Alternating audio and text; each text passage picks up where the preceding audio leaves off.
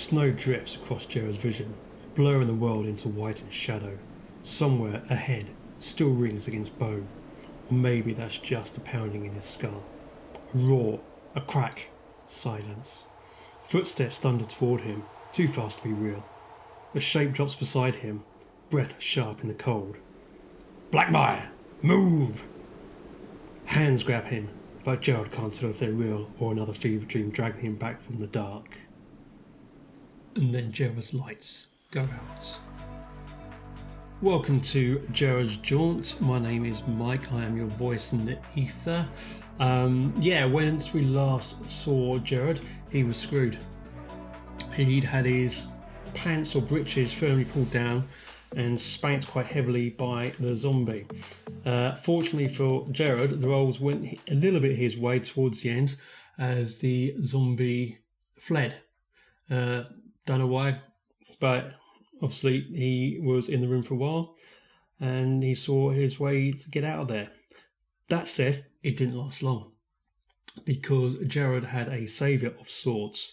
So, come crashing down the corridor in front of him and summarily took out our friendly zombie. So, Grunge Folk Boy 2010, to answer your question from a wee while back, he's now got Sidekick. And Skibelius, combat is deadly. But, it makes it more interesting, doesn't it? Anyway, so Jerrod, he's out for the count. He's Sparko. He has actually taken crit damage from the zombie, and when a zombie causes crit damage, then Jerrod receives... target is infected and becomes deprived. Without the services of a specialist or healer, they will become a zombie in D4 days. Now, what I'm going to do, I'm going to roll a D4, and I'm going to add +1 to this because I'm on my own. Well, obviously, I've now got a chap who's going to hopefully help me. Well, he will help me. There we go. So we got 1. So you've got 2 days to get Jerrod out. Now, bearing in mind that he's relatively close to Glenwood, I'm going to say that he gets Jerrod out no problem. I mean, just take into account, the +1 that I'm throwing on is for the fact that he would have patched Jerrod up as best as he can before getting him out of there and throwing him on a horse and riding him out to safety. Now, the question being, does he take him back to Glenwood or does he take him elsewhere? Let's have a look. So, to Glenwood, so what are we on? We're still on a chaos factor of 4. So, on Glenwood, I'm going to say it's probably likely, bearing in mind it's the nearest town. So where are my D100? One there. Where's my other dice? There we go, that'll do. So we rolled 42. So he's taken Jerrod back to Glenwood. When he gets back to Glenwood, he takes him to somebody that he knows. So it's going to be a bonesaw. A physician of sorts. Now, the question is, when he sees, is this a regular bonesaw? We've got barb surgeon. Let's go to the character listings. My apologies, not bonesaw, bonekeeper. No, that's not bonekeeper. No, we don't want bonekeeper. Barber surgeon, you walk the line between healer and harrower, knowing the frailty of the flesh, but also the secrets that lie within. With the right tools, life and death are merely words. So he's taken Jerrod back to Glenwood. He's taken him to the nearest thing to a doctor that he can find. This guy, he patched Jerrod up, but Jerrod can't move. He's out for the count. He was infected by the zombie. He needs recovery time. As we know, he lost all his HP. and he's pretty much he was down to 4 on his strength. So Jerrod needs some recovery time, but Jerrod will wake, and when he wakes, he will see who this guy is. Now, I was running a poll to see if Jerrod knew who this guy was, and we're actually on a 50-50 here. So on odd number, I'm going to roll that he's an ex-colleague. On even numbers, I'm going to roll that he is a member of the spy order. So I've got a D4 here. So odd, he's an old mate. Even, he's a member of the spy order. So number 1, he's an old mate. Okay. Jerrod wakes, looks up, sees a masked figure in front of him. The man, he removes his mask. Jerrod looks stunned.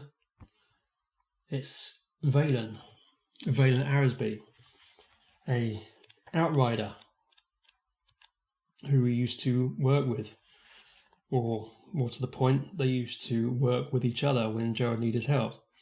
So to give you a brief rundown on the outrider, your coin comes from escorting caravans, tracking fugitives, or lending your blade to a cause. You've been a saviour, an executioner, a hero, and even a villain. Yours is not a solitary path. However, you'll always have your horse. By the way, if you haven't done so, leave the comments below. I do need a name for the horse. That I'm going to leave up to you. Otherwise, for the time being, he's just going to be horse. So Valen and Jerrod meet, look eyes. So why was Valen there? If he was an old colleague, why was Valen in the old prison? Could be an interesting one. Let me roll on the meanings and action table, see what we get out of that. So the question being, why was Valen in the prison? The burnt out prison. So we've got 18, change, and 12, change business. Okay, let me think on that for a bit. So change business, I'm going to say it's pure coincidence that Valen was there. So as an outrider, normally he's out patrolling the fields. Maybe work has been a bit slow. So what he decided to do was to do potentially maybe a bit of treasure hunting. So he was in the prison, effectively looking for stuff, when he heard the commotion from the corridor. And from that point, he kicked in the door, saw a body initially lying on the floor, saw the zombie moving away, took out the zombie. As he ran up, got closer to Jerrod, he recognised Jerrod, hence the reason for the Black Bono move. So he was there on a seeking for money, for gold, or for any kind of antiquities that he can get his grubby little mitts on. Valen asked Jerrod what was he doing in the prison.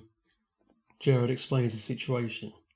He also explains his quest and what he's been assigned to do. Jerrod being Jerrod, he wants to get going, he wants to move, but he's in no fit state.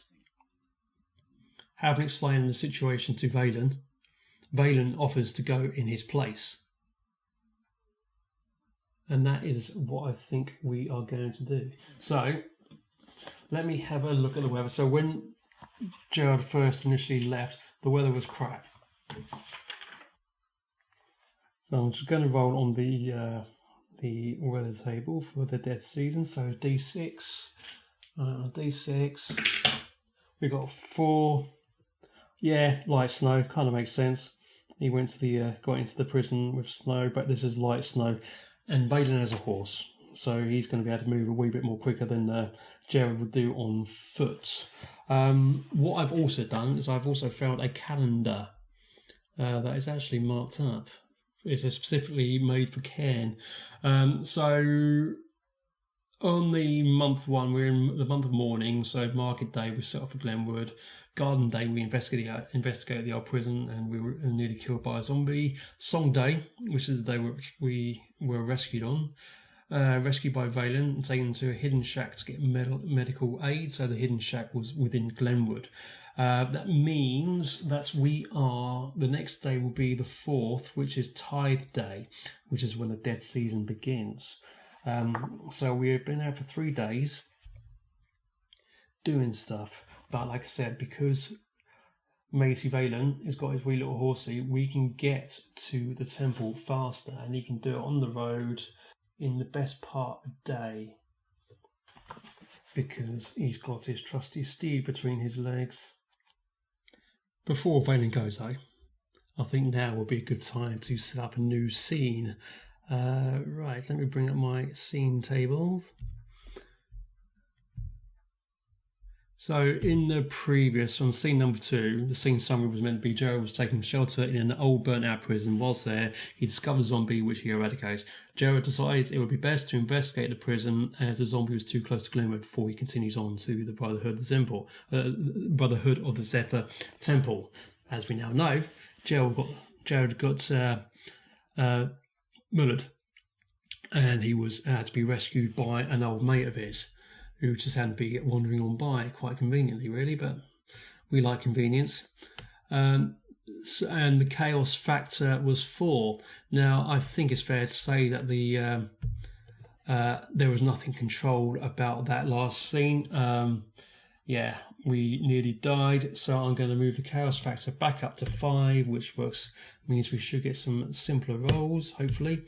And in scene number 3, I'm going to write the scene summary is that Valen has offered to go to the temple in Jerrod's place whilst he recovers.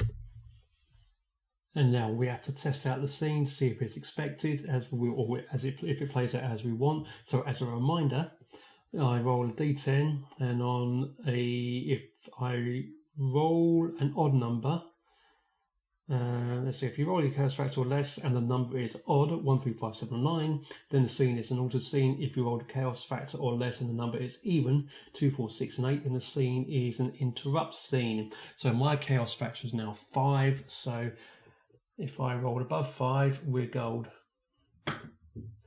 I rolled above 5. Oh, we're definitely gold. That's not bad going. That's 2 expected scenes that have gone in our favour. So, Valen, he's going to make his way out. He's loaded up with his stuff, and he's jumping on his horse, and he's making his way to the Brotherhood of the Zephyr. Now, because the guy is an outrider, he knows where this place is. He's just going to follow the road until he gets there, but we are still going to be following the exploration wilderness system, which I need to find again. You know, it would be easy if I just mark my pages up in the book, but no, where's the fun in that? So he's going out the door. He's making his way through Glenwood on his horse, and so traveling against obvious locations, features, yada yada yada. Party rolls 1d6 if they get lost. Well, he's not going to get lost because he's going to be on the main road out of town. Explore. Right now, we're just going to go straight into wilderness event. Right, so he's on the first hex going out, so that's 6 miles out of town. I'm going to roll a d6 to see if there is anything occurring. He's rolled a 2, so there is a sign. So Valen discovers a clue, spore, indication of a nearby encounter, locality, hidden feature, or information about a nearby area. Do you know what? This is exactly what happened with Jerrod when he got there. So we're going to ignore that because that encounter will be the burnout prison that he's seen. He's not going to spend any time there. He's just going to keep on going. Because, like I said, he's on a horse. That's effectively the equivalent of being, going out for 15 minutes and then seeing some kind of crap en route. And he's ignoring that because he knows that time is precious here because Jerrod is out of action. So he's going to keep on going. Let's just say, I'm going to roll a d4, and that's how many hexes he's going to go before I then roll on the encounter table again. So I've rolled a 3, so he's gone 3 more hexes. 1, 2, 3. Right, so I'm going to put some there. So he's coming towards a tributary river off along the road, near the road, and we are going to roll another d6 to see if anything is occurring. So he's rolled a 4, lost. The party is faced with a choice that costs them a resource, rations, tools, time, or effort. Right, let me think about this for a second. So Valen has been riding his horse like a mother. His horse is tired. They were hoping to get to the temple pretty much within the day, but there's no energy left in the horse. So what Valen is going to do, he's just going to sit off path and set up camp for the night, allow his horse to recover, which means that Valen will now lose a ration, going to set his tie his horse up, allow his horse to eat, and then sleep before we go back out in the morning. But are we going to get a nighttime encounter? That's the thing. So I'm going to say on a 1 to 6, if we get a 1. So let me just quick read up on the camp. The party stops out of camp in the wilds. Each party member on their mounts consumes a ration. A lookout rotation set so that the party can sleep unmolested. Party members that are able to rest remove all fatigue from their inventory right now. So he's just going to make camp, but I'm going to say he will roll on a d6. On a 1, he incurs a nighttime encounter. On the rest, he gets a relatively peaceful night, and his horse will be as fit as a fiddle in the morning. You rolled a 3, yeah. So the night passes uneventful. He's found himself a nice little spot out in the snow to rest up, and sets fire, has some nibbles. His horse has some nibbles. Everybody's nibbling, and he has a good night's sleep. And what's more important, the horse has a good night's sleep. Next morning, feeling a lot more refreshed, and the horse is looking a lot more perkier. It is the 4th Tithe day, and at midnight, the dead season begins. If I'm correct in my, dead season begins at midnight on Tithe day. So we're going to do a quick weather check. I'm going to use a slightly different table now, see if we get some alternative results. So I'm going to go weather. I got a 3, which says is inclement. And on inclement is add a fatigue or add +1 watch. Increase terrain difficulty by a step. So thunderstorms, lightning, rain, muddy ground. Yeah, let's just say it was snowing. It's not been great. It's not one to be driving the horse heavily. But the temple isn't actually that far away, really. If I look at my map, he's there. It's about 6 and a bit miles up the side road. So I'm going to just do a quick roll to see if there's on the wilderness events table. So I roll a d6. On a 2, the party discovers a clue, spore, or indication of nearby encounter, locality, hidden feature, or information about a nearby area. So I'm just saying, he knows he's on the road to the temple, so he's just seeing signs for the temple. He's seen members of the order milling around en route, tending to fields, tending to livestock, and he's going to make his way into the temple and to see what will happen now. As Valen approaches the temple, he encounters a novice of the order. I'm going to roll on the reaction table, which is a 2d6, and consult. So on 2d6, I've rolled a 6. So on a 6, the novice of the Brotherhood is curious of me, which makes sense. I'm a stranger. I rolled up on my horse, and so he's going to be wondering what I'm doing there. He inquires to the questions. I asked to see the head honcho. Now, does this guy take me to the head of the order or not? I'm going to say if he's curious, he's not going to be straight away. I'm saying he's going to be unlikely. So on a roll of 35 or less, on an unlikely roll, he will take me. Oh yeah, no, right, yeah. Roll of 7.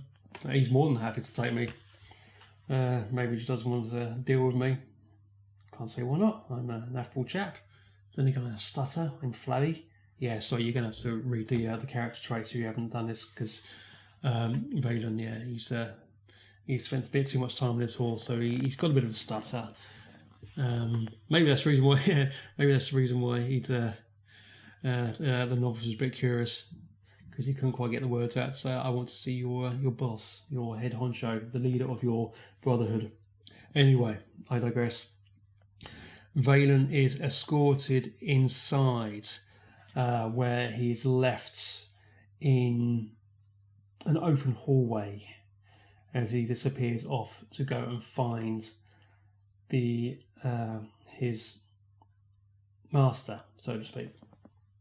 I'm going to have to find out the name of Abbot. Let's call him an Abbot. Yeah, he's going to find the Abbot of of the Brotherhood. So our chap disappears, and does he come back with the Abbot? I'm going to say it's 50-50. I've got an idea here. It may work. If he's less than 50, the Abbot, he comes back with the Abbot. Oh yeah, it's a 9. Yeah, so the Abbot. Oh, these are all very boring roles, but such is life. So the novice comes back with the Abbot, and Valen explains to him that he's been sent there on great importance. When the Abbot asks who he is, he says, "My name is Valen. I've been sent on behalf of Jerrod Blackmire, who has fallen foul, and he's able to recover. But we are looking for information." Now, the Abbot was obviously expecting Jerrod, but Valen has turned up in his place.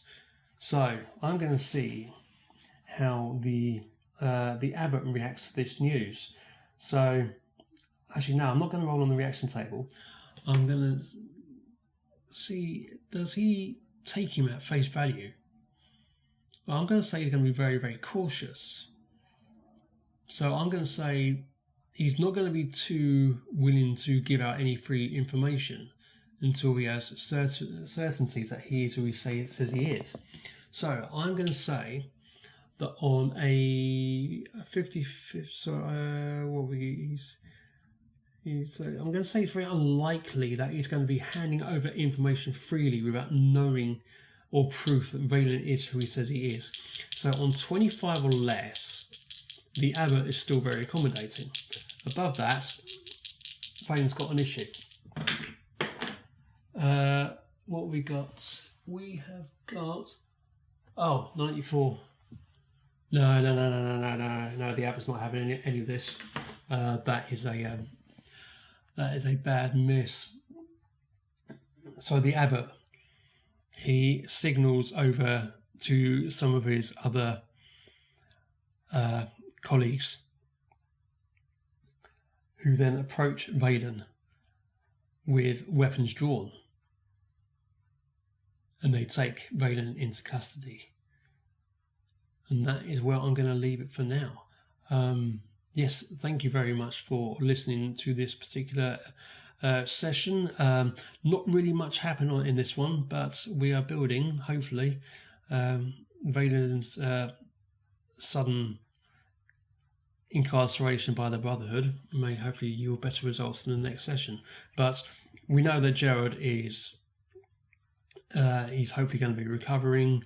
What I should really do is work out how long it's going to take him to recover. So why don't I do that quickly? So Jerrod is out for the count. So I'm going to roll on a D10, and that's how many days it's going to take Jerrod to recover. 8 days. So in 8 days, Jerrod will be fine to rejoin the quest. But in the meantime, Valen finds himself in a bit of a situation with the Brotherhood of the Temple, because they need to have proof of who he says he is. Anyway, thank you for listening. Like, subscribe. Please do give my horse a name. Give Valen's horse a name. He needs a name. But until then, I will see you next time. Bye-bye.